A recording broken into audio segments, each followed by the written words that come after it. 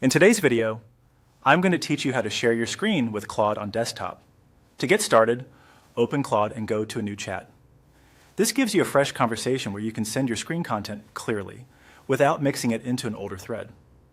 Starting from a new chat also makes it easier for Claude to focus on the specific screenshot or screen content you want help with.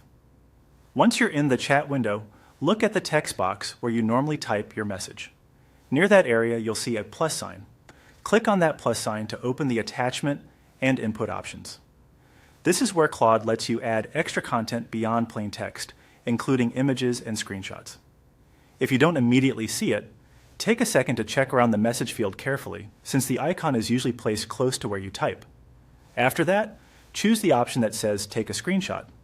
This tells Claude that instead of uploading an existing file, you want to capture something directly from your screen right now. This can be especially useful if you want quick help with something you're currently looking at, like an error message, a document, a settings page, or anything else visible on your desktop. Next, you'll select what part of the screen you want to share. You may see options such as sharing a specific sample screen or another area, but in this example, choose the entire screen. Selecting the entire screen can be helpful when the full context matters, especially if the issue or information you want Claude to see is spread across multiple parts of your display.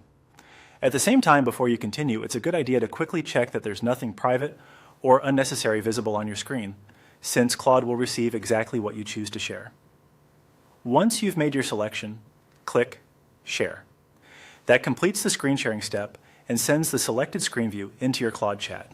From there, Claude can review what you shared and help based on the visual information you provided.